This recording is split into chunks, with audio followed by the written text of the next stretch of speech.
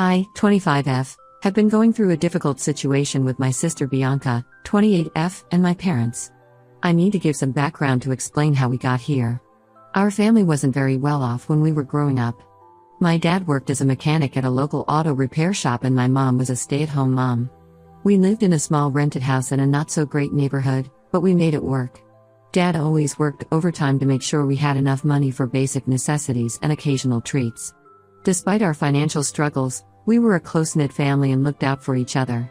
Things changed drastically when I was 16 and Bianca was 19. Dad was working late one night at the shop when a car lift malfunctioned and fell on him. The accident left him partially paralyzed from the waist down. The insurance money barely covered the initial hospital stay, and we had to pay a lot for his ongoing medical bills and rehabilitation. The accident completely destroyed our family's financial stability. Bianca was in her first year of college at that time, studying psychology. She had gotten a partial scholarship and was really passionate about becoming a therapist. But after Dad's accident, she had to drop out to help with his medical expenses. She started working at various places, first at a coffee shop, then at a retail store, and later at a call center. But she couldn't seem to hold on to any job for more than a few months. She would either get fired for being late or quit because she couldn't handle the stress. I think dropping out of college really affected her mental health. I was still in high school when all this happened, but I started working part-time at a local diner to help out. I would go to school in the morning, work evening shifts at the diner, and then stay up late to finish my homework. It was exhausting, but I knew I had to help my family. Mom also had to start working as a cashier at a grocery store since Dad couldn't work anymore. The next few years were really tough. Dad needed constant care and physical therapy. The medical bills kept piling up, and we were barely making ends meet. Bianca's situation wasn't helping either. She would get jobs but then lose them quickly. She started having anxiety attacks and would often spend days in bed, too depressed to get up. Mom and Dad were really worried about her, especially since she had given up her dreams of becoming a therapist to help the family. When I turned 18, I got a full-time job at a retail store while continuing my evening shifts at the diner. I was working almost 70 hours a week, but I started saving every penny I could. I lived very frugally, didn't buy new clothes, didn't go out with friends, and packed my own lunch every day. My plan was to save enough money to help Bianca go back to college since I could see how much dropping out had affected her. By the time I was 21, I had saved up enough money to buy a small apartment. It wasn't in the best neighborhood, but it was clean and safe. Instead of putting it in my name, I decided to put it in Bianca's name. I thought having her own place would boost her confidence and help her get back on her feet. She had been living with our parents all this time, and I could see how being dependent on them was making her feel worse about herself. When I told Bianca about the apartment, she cried and hugged me. She promised she would get a stable job and make me proud. She seemed genuinely happy for the first time in years. I moved in with her, and we agreed to split the utilities and groceries. Of course, I ended up paying for most things since she wasn't making much money, but I didn't mind. I was just happy to see her doing better. For the first year, things were actually looking up. Bianca got a job as a receptionist at a corporate office and seemed to be more stable. She was getting up on time, taking care of herself, and even started talking about maybe going back to school part-time. I felt like I had made the right decision in helping her. Then she met Will, 32M, at her workplace. He was a sales manager there, and according to Bianca, he started flirting with her almost immediately. He would bring her coffee every morning and stop by her desk to chat. Eventually, he asked her out, and she was over the moon. Will seemed nice enough at first. He would bring her flowers, take her out to nice restaurants, and buy her small gifts. I was happy for her because she seemed excited about life again. But within a few months, things started changing. Will started staying over more and more often without really asking me. He would make comments about how small our apartment was and how Bianca deserved to live somewhere better. He would criticize everything from our furniture to the neighborhood we lived in. At first, he would say these things jokingly, but gradually his comments became more direct and mean. Bianca started changing too. She began spending all her money on expensive clothes and makeup because Will liked his women to look classy. She would skip work to go on shopping trips with him or to fancy lunches.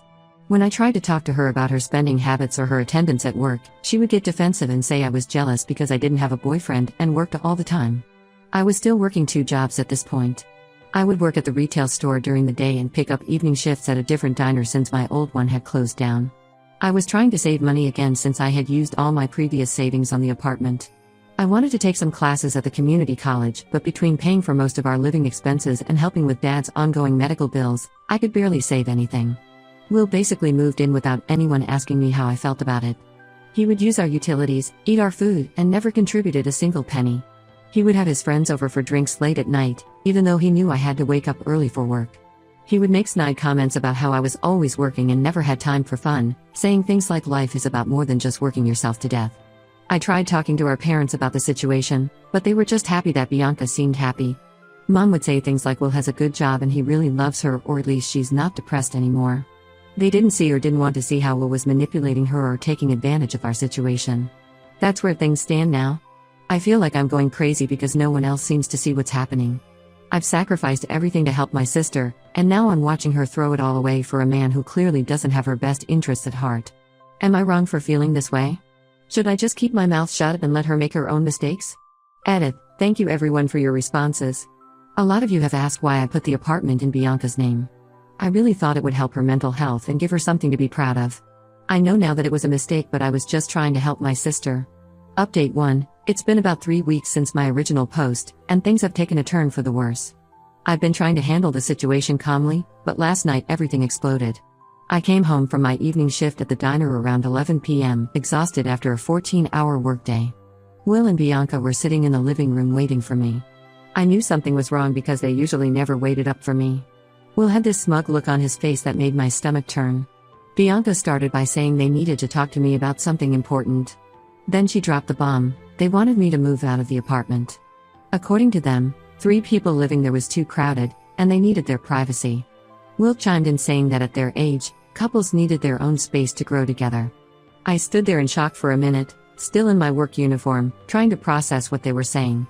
When I finally found my voice, I reminded Bianca that I had bought the apartment with my own money. I told her how I had worked 2 jobs for years, saving every penny while she was struggling to keep even one job. I reminded her that I still paid most of the bills and utilities. Bianca's response felt like a slap in the face. She said since the apartment was legally in her name, she had the right to decide who lived there. Will was nodding along, adding that I should be grateful they were giving me notice instead of just changing the locks. He even had the nerve to say that I should understand since I was always talking about wanting to go to college, as if they were doing me a favor by kicking me out. I called our parents immediately, my hands shaking as I dialed the number. I really thought they would see how wrong this was. But I was in for another shock. Mom answered the phone, and after I explained what was happening, she sided with Bianca.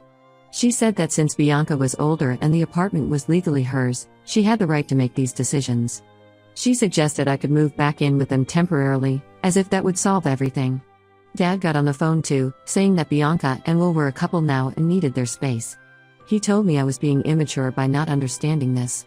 When I brought up the fact that I had bought the apartment, he said what's done is done and the apartment belongs to Bianca now. I hung up the phone and looked around the apartment I had sacrificed everything for. The furniture I had bought piece by piece from my savings.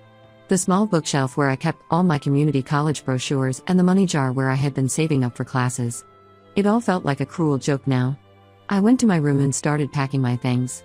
Tears were running down my face, but I refused to let them see me cry. Bianca just stood in the doorway with Will, watching me pack. Will even started talking about how they were going to turn my room into a home office, and asked if I could leave my bookshelf since it would go to waste in a temporary living situation. I called my friend Sarah, who immediately offered to come pick me up. While I was waiting for her, Will's friends showed up for what they called a housewarming party. They were already planning to celebrate before I had even left. I could hear them laughing and talking about decoration plans while I sat in my room surrounded by hastily packed boxes. Sarah arrived around midnight with her boyfriend to help move my things. As we were carrying my boxes out, one of Will's friends made a comment about how nice it was that I was finally moving on with my life. I had to stop Sarah from saying something to him because I just wanted to get out of there as quickly as possible. I've blocked all of them on my phone and social media. But that hasn't stopped the messages from coming through other channels. Several of our relatives have reached out to tell me I'm being dramatic and that I should understand that Bianca and Will need their space as a couple. Our aunt even sent me a long message about how when she was young, she had to make sacrifices for her siblings too, completely missing the point that I had already sacrificed everything. Sarah has been amazing through all of this. She helped me move my things into her spare room, and has been helping me look for affordable apartments in the area. She even offered to be my roommate to help with the rent. We found a few possible places, but they're all in pretty rough neighborhoods since that's all I can afford right now. The hardest part is realizing how stupid I was to trust Bianca. I kept thinking about all the extra shifts I worked, all the times I skipped lunch to save money, all the nights I stayed up late doing inventory at the store for extra pay. All of it went into that apartment that I'll never see again. I'm staying with Sarah for now, sleeping on an air mattress in her spare room. I had to ask my manager at the diner for more shifts to start saving up for a new place. At least work keeps me busy and stops me from thinking too much about everything. This morning, Mom tried to call from a different number, probably to tell me again how I should understand Bianca's position. I didn't pick up. I'm done being the family doormat. From now on, I'm focusing on myself and my future. I've learned my lesson about trying to help people who don't appreciate it. Some of you asked for an update in the comments of my original post, so here it is. I know it's not a happy update, but at least now I know where I stand with my family. I guess sometimes the worst things teach us the most important lessons. Update 2, it's been 6 months since I moved out. A lot has changed since then. Sarah and I found a small 2-bedroom apartment in an older building. It's not fancy, but it's ours, and more importantly, both our names are on the lease. I picked up a third job working weekend shifts at a convenience store to make ends meet. Between 3 jobs, I barely have time to think about what happened, which is probably for the best. Yesterday, something unexpected happened. I was working my shift at the retail store, arranging a new display, when I heard someone calling my name. I turned around to find my mom standing there, tears streaming down her face. She looked older somehow, more tired than I remembered. At first, I thought something had happened to Dad, but then she started talking about Bianca. Apparently, Will left her 3 weeks ago. But that wasn't even the worst part. Mom then revealed that about 4 months ago, Will had convinced Bianca to transfer the apartment to his name. He had told her it was because he wanted to take care of everything and that it would be easier for him to handle the bills and paperwork since he knew about these things. Bianca, being as naive as ever, agreed without even telling our parents. Now Will was living in my apartment with another woman, his supposed work colleague who he'd been seeing for months behind Bianca's back. He kicked Bianca out with just a backpack of clothes, telling her she had an hour to get her things and leave. Mom was crying harder now, causing a scene in the middle of the store. My manager was giving me concerned looks, so I had to take my break early and move this conversation to the break room. There, Mom begged me to help Bianca get the apartment back. She said Bianca was devastated and had nowhere to go. She's currently living in my old room at our parents' house and can barely get out of bed.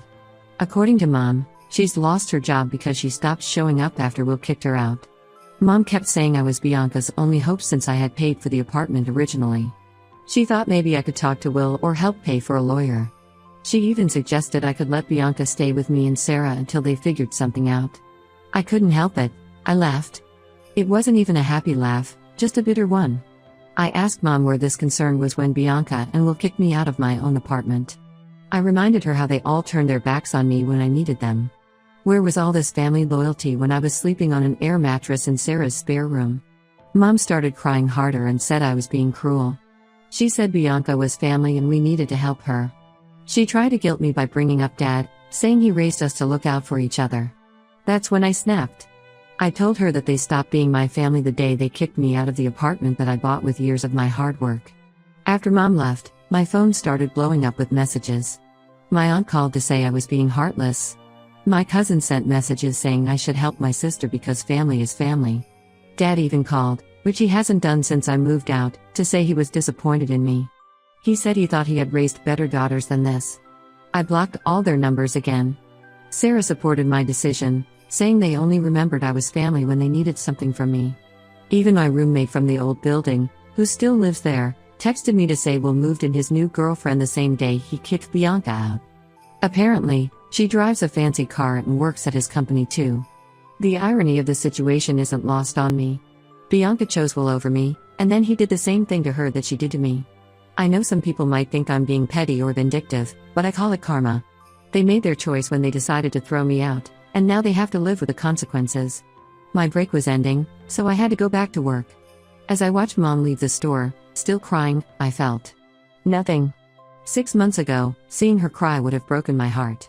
But now? They lost the right to my sympathy when they chose Bianca and Will over me. Sometimes the hardest lesson to learn is that you can't always count on family. Update 3, it's been almost a year since everything happened, and my life has completely changed. I quit my jobs at the diner and convenience store because I got promoted to assistant manager at the retail store. The pay is much better, and the hours are more reasonable. I'm finally able to take evening classes at the community college, just 2 classes per semester, but it's a start. Sarah and I moved to a better apartment in a nicer neighborhood 3 months ago. It's still nothing fancy, but it's in a safer area and has a small balcony where we put some plants. We even adopted a cat together. It's nice to come home to a place that actually feels like home. Through mutual friends and social media, I've heard bits and pieces about my family. Bianca tried to sue Will for the apartment, but since everything was legally in his name and she had willingly signed over the property, there was nothing she could do. The lawyer apparently told her it would be a waste of money to pursue it. Will is now engaged to the woman he left Bianca for. Someone who still works at their company told me she's actually the owner's daughter, and Will had been dating her for months before he kicked Bianca out. They're planning a big wedding next spring. They completely renovated my old apartment, tore down walls, put in new floors, the works. It's like my years of hard work never existed. Bianca is still living with our parents. She finally got another job, working as a cashier at a supermarket, but she's apparently still depressed. Mom posts things on social media about staying strong through hard times and family being everything. The irony would be funny if it wasn't so sad. Last week, I ran into Jennifer, our old neighbor from when I lived with Bianca. She tried to guilt trip me, saying Bianca asks about me all the time and misses me. She said my parents keep my graduation photo on their mantle and talk about me to anyone who'll listen. But it's too little, too late. My new co-workers and friends don't know this story. To them, I'm just a normal 25-year-old trying to build a life and get an education. It's refreshing to be around people who don't see me as the family ATM or the responsible one who needs to fix everyone's problems. Sometimes I think about reaching out, especially on Dad's birthday or during holidays. But then I remember how they all stood there watching me pack my things that night, how none of them helped me carry my boxes, how they celebrated my departure with a housewarming party. Those memories are enough to stop me from picking up the phone. I know some people in the comments of my last update thought I was being harsh, saying I should be the bigger person and help Bianca since she's clearly hit rock bottom. But I learned the hard way that being the bigger person usually means being the bigger doormat. I'm finally building the life I always wanted, taking classes, saving money, making real friends who actually care about me. Sarah says I've changed a lot in the past year. I'm more confident, more focused on my own goals. She's right. Losing my family hurt, but it also freed me from the responsibility of always having to save everyone else while sacrificing myself. To everyone who supported me through my previous posts, thank you. You helped me stay strong when I doubted myself. And to anyone else going through something similar, sometimes the family-first mentality is what keeps us trapped in toxic situations. It's okay to put yourself first. It's okay to walk away.